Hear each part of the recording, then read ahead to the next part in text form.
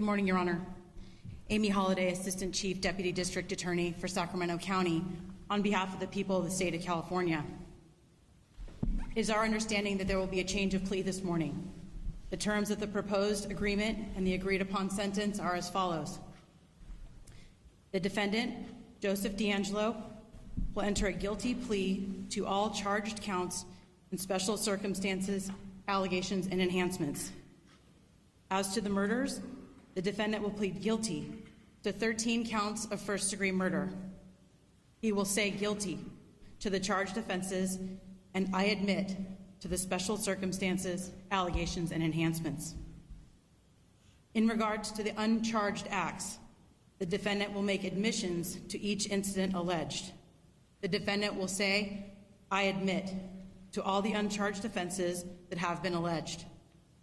These uncharged offenses occurred in Sacramento, Yolo, San Joaquin, Stanislaus, Contra Costa, Alameda, and Santa Clara County.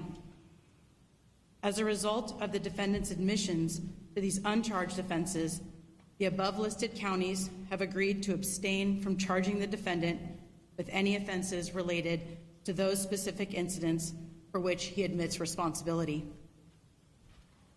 All victims and victims' family members of charged and uncharged offenses will be able to give victim impact statements at the judgment and sentencing without limitation to time or content.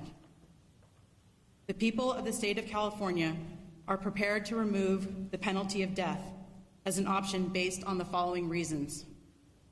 The defendant has expressed a willingness to resolve the charges against him prior to proceeding with preliminary hearing and trial.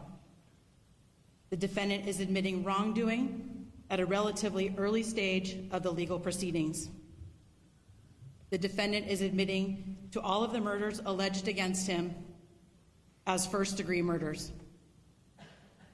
The defendant is admitting to all other charged crimes and uncharged crimes that can be proven beyond a reasonable doubt that are known at this time alleged against him. The wishes of the victims and their next of kin.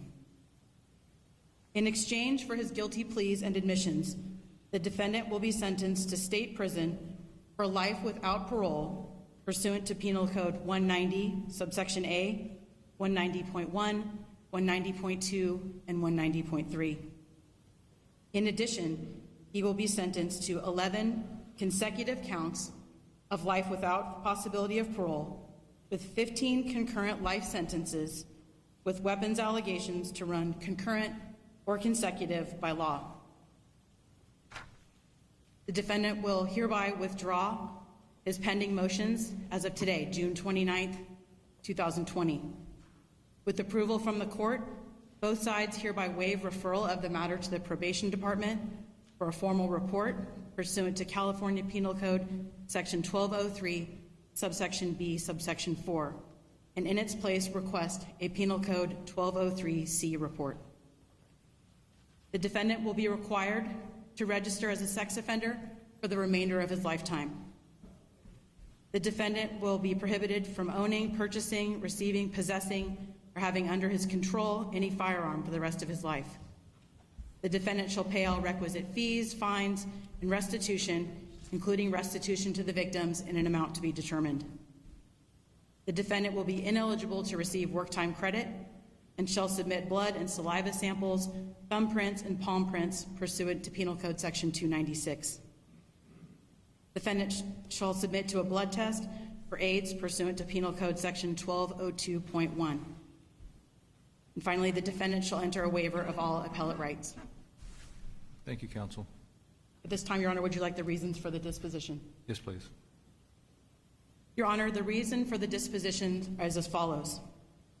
The defendant's known crimes stretch over a 10-year period from 1975 through 1986.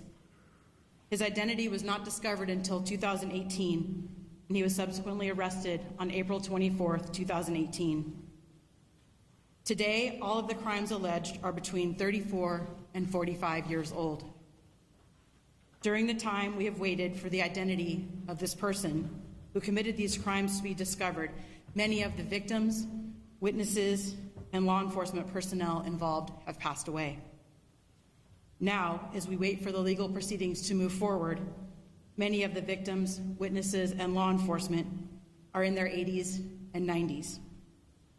Many of these people, all deeply affected by these crimes, may not be with us at the time of jury trial. The family members of the murder victims have waited for decades for justice for their loved ones. The sexual assault victims have waited decades for justice. The men whose wives or girlfriends were sexually assaulted have waited decades for justice. The final resolution of this case at this time will allow the remaining victims and family members of the victims to hear the defendant admit that he committed these acts and crimes, and will allow them to be heard at the time of sentencing. The current state of the COVID-19 pandemic has also contributed to the reasons for this disposition. The preliminary hearing was scheduled to have started this past May. It had to be postponed because of court closures and the dangers of bringing elderly or high-risk individuals into the courtroom in a public setting. The pandemic has also caused the availability of courtrooms and jurors to be limited because of social distancing requirements. All of this has contributed to extending the timeline for the preliminary hearing and the jury trial, and may further impact the availability of our victims and witnesses in the future. They deserve the opportunity, the victims and the next of kin, to be present when the verdicts are finally read. The time for justice stands in front of us now. In the interest of justice for the victims, the families, and the communities which we serve, this plea at this time is in the best interest of the people of the state of California. Thank you, counsel.